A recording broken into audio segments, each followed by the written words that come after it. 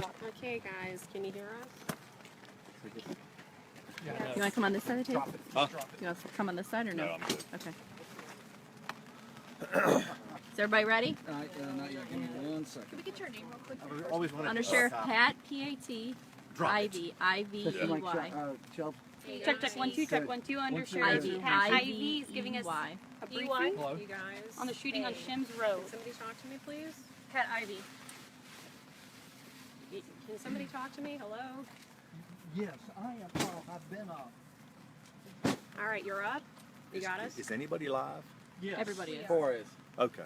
Yep. Okay, We're I live need to on know how Facebook. much time. I'm good to go. Go ahead. Sir. Yes. Okay, good Come on. morning. I'm Under Sheriff Yes. Pat Ivy. I'm here in the 12,700 block of Shims Road on Jacksonville's north side. Just before 7 o'clock this morning, we had a call that I received in reference to a drunken disturbance. That is a 63 and 2 is our signal. Before officers arrived, it was upgraded to a home invasion robbery with weapon. What we do know at this point is that an individual came to this location. The individual has some type of history with the individuals that live here, possibly some type of relationship involving a female that is related to individuals that reside at the house and residence at which this occurred. Upon his arrival, he actually discharged the weapon into the home. He then entered the home, confronted the occupants. The person that he had a prior relationship was not here.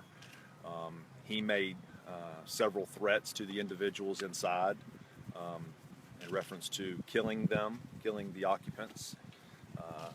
There is evidence at the scene and per witness statements that he actually made an attempt to shoot the individuals in the home, but the firearm that he had malfunctioned multiple times. They were able to call the police. The first officer that arrived at the scene is a 27-year veteran, Harold Smith. He came on in 1989. When you can't tell from standing here, but there's actually a trailer, a front residence, and like a back residence. They kind of like share a common driveway. As the officer drove down the driveway, he located the subject. Subject still had a shotgun in one hand and we believe a bottle of liquor in the other.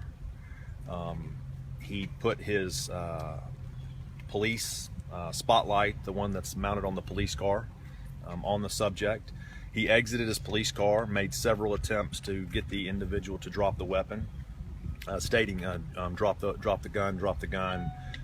Per witnesses, the subject made statements to the effect of he was not going to drop the firearm, and the subject was, what we were told by witnesses, was making a swinging motion, like bringing the firearm up in line with the officer. And on the last particular time, after being told several times, he raised it quite high in pointing it at the officer, and the officer discharged his weapon, we know of, twice. We don't know how many times the subject was struck.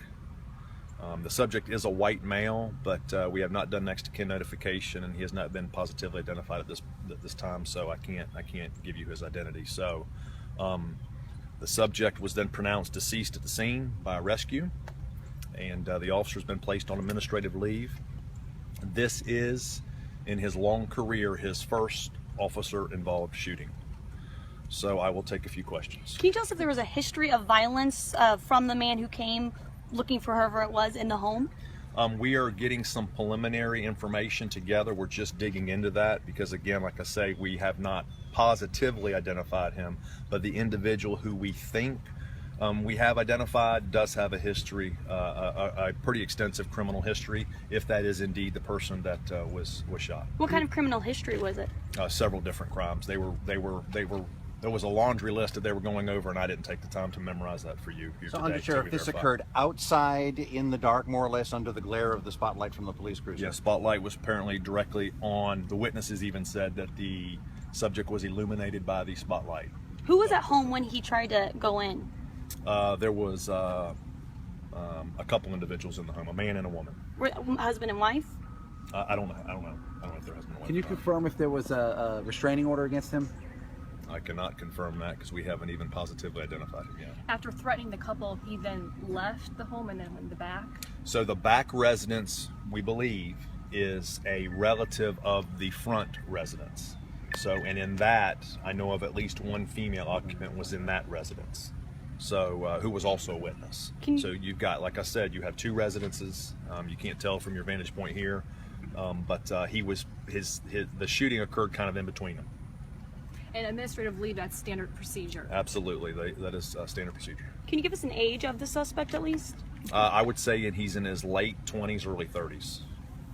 Any other questions? Well, can you, the person that he was seeking, can you tell us what the relationship was? We were told that an ex-boyfriend possibly was seeking a girlfriend.